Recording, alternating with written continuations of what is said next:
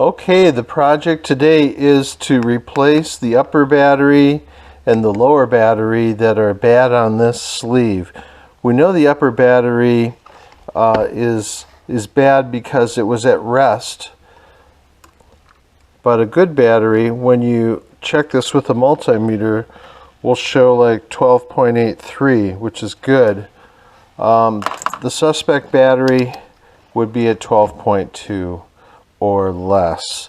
So what we're going to have to do is take the camera off and this tray which holds the magnetic sensor circuit before we can get at changing the battery. So the best way to deal with this is to get at this thumb wheel right here, and from each side unscrew it to loosen the camera. With one finger behind, one finger in the front, you can unscrew the camera so it pops off. Then you have an opportunity to unplug the components from it, making care not to grab the wires on the I/O port, and set that aside without touching the lens. Now that we've got that out, we can move the wires out of the way. Take out the magnetic sensor by pulling out first that end and then this end, removing the cable. Now we're going to have to take off the thumb wheels, saving the parts.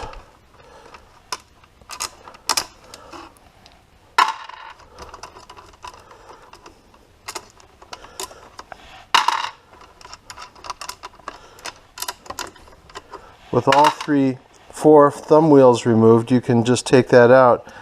I will point out that these circuits here, unless they're protected by silicone, they can bridge if you use the copper tape on it. We're going to talk about that later. So now the thing that, of course, you need to do is remove any tape that might be on there, holding it down, and remove the battery harness. And things are pretty much out of the way now, so we can use a screwdriver and remove the battery clamp.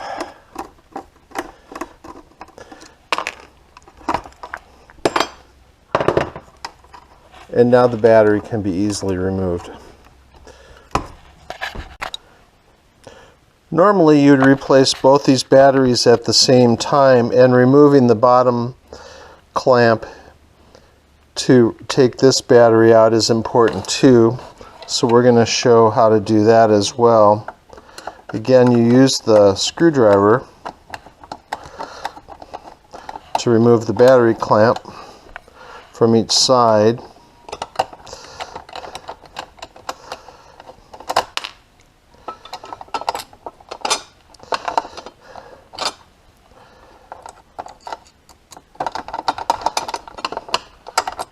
Sometimes they're a little bit longer.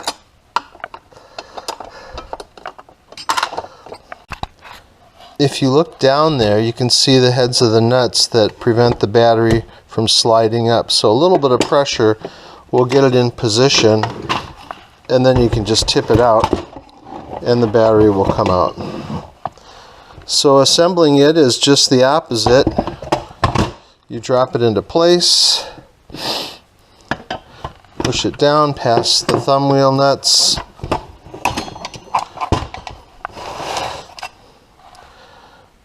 and then of course making care not to bridge these two terminals, you put the battery clamp back in place.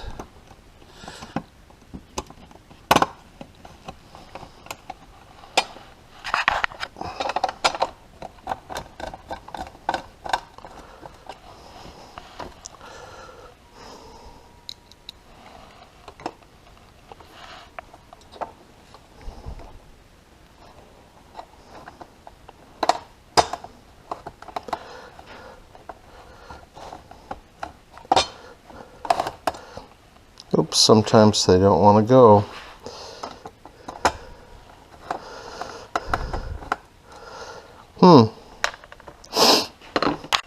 Putting in the upper battery is even easier. Dropping that in place.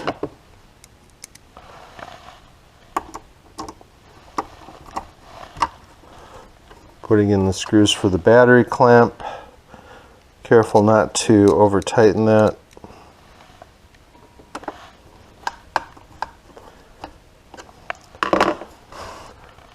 Awesome. You're going to want to secure the power cable towards the back of the compartment with a zip tie. So the gray should come right to the edge there.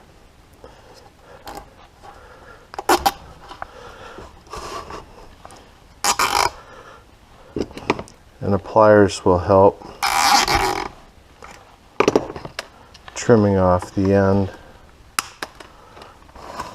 so it's not sharp.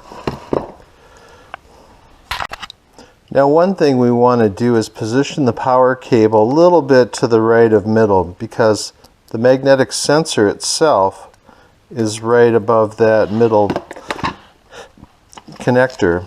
And when there is a power surge, when the modem draws power, or the camera draws power, or the sun is in full force charging the batteries, it can cause it to generate a bit of a electrical magnetic spike. So we use a piece of copper tape over the top, a couple of layers to help protect it.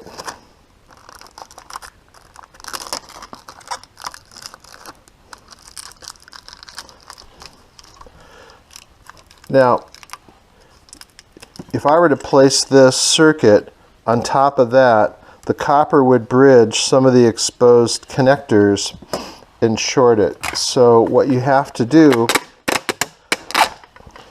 is protect it with another piece of tape so that you don't experience a short, and to help hold down the copper portion. I'm using this Gorilla heavy-duty packaging tape. It's a little bit wider than the 1 inch of the copper tape, and putting it down like that should hold things in place. I don't see that there's any copper exposed, so I can slide this back and reinstall the thumb wheels on the back of it. This part's pretty straightforward, and just do this for all 4 of them.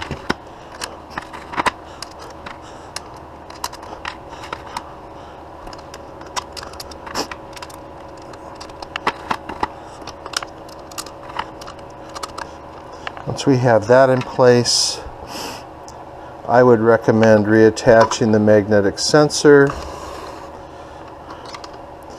which there's a tab cutout on this connector right here, and that's the face that goes towards the front. And when it's lined up with the hole in the side of the circuit, you'll feel it fit snugly in place there. And then you can attach the front, which does have a clip associated with it. Now we're ready to plug the connectors back onto the camera. The I/O connector, always holding it by the black block. Wiggle it up and down a little bit to make sure it seats. The power connector and the Ethernet interface. Now to put it back on, simply a matter of reaching in from either side with your fingers and spinning the thumb wheel so it's tight. Maybe turning the camera a little bit at the same time to get it tightened up. Then once that's in place, you can slide the wires out of the way.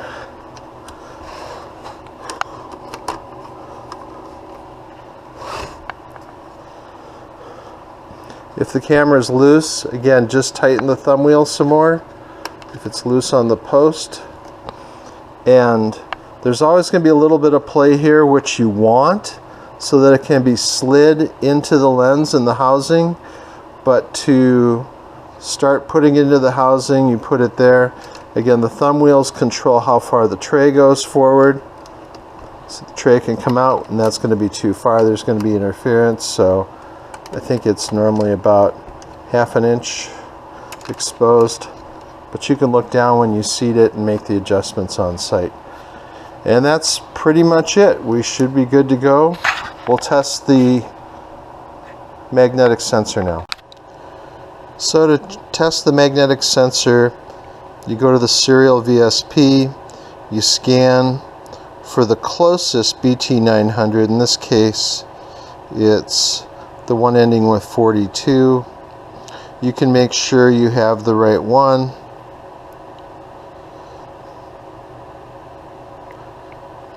If you send a 1 and the voltage says 12,820, then on the back of that it says 12,820 also. So you know you have the right one. Now we want to test the magnetic sensor. We can test the power status.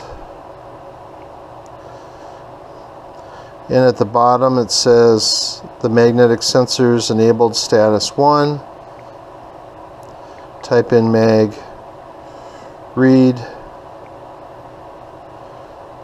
and it says that it's on, but we don't see any lights flashing up there, so we know that it's probably been tripped. So what we want to do is see what its trip point is that we want. The trip point is 900, so if we enter the trip point again, remember, always divide by 10. Mag trip 90 will give us a setting of 900. Now it should start reading. And we see, in fact, that it is.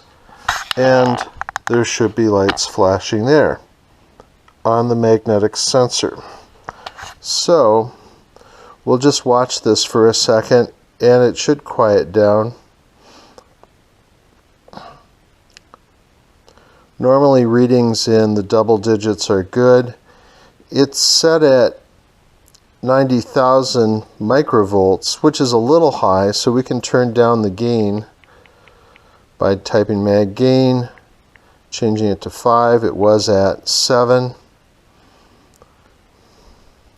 And so now the microvolts now are at 65,000, so the readings are going to be a little bit lower. 14, 13, 3, and that's perfect. 5, 8. So we can test the magnetic sensor and make sure that it's going to trip okay using the set of pliers that we have here. And if we bring the pliers closer to this, we see that it trips at 1409, which is perfect. Again, if you change any of the settings, you re-enable the magnetic sensor and it starts reading again. I just re-entered mag gain 5. So again, that's a good setting. We have the jumper here set to 12 volts, which will read from a greater distance than the pair to the left, which is 5 volts. You can change, if the readings are too high, you can always move it to 5 volts. It uses a little more power at 12 volts, but if you're not getting trips where you need them, then you have to go with 12 volts. And that's pretty much it. We've got all our connectors attached. The power connectors are threaded through the slots, and the copper tape is protected from the magnetic sensor. And of course, the camera focus may have changed. Well, after we've got everything secured, the one thing we want to do is make sure we label the batteries. So let's take a look, and we see that the voltage is at 13.2. So what we're going to want to do is take our fancy little Sharpie that writes in white and record that. So here we are, 4 of 22, and we can put 13.2 volts.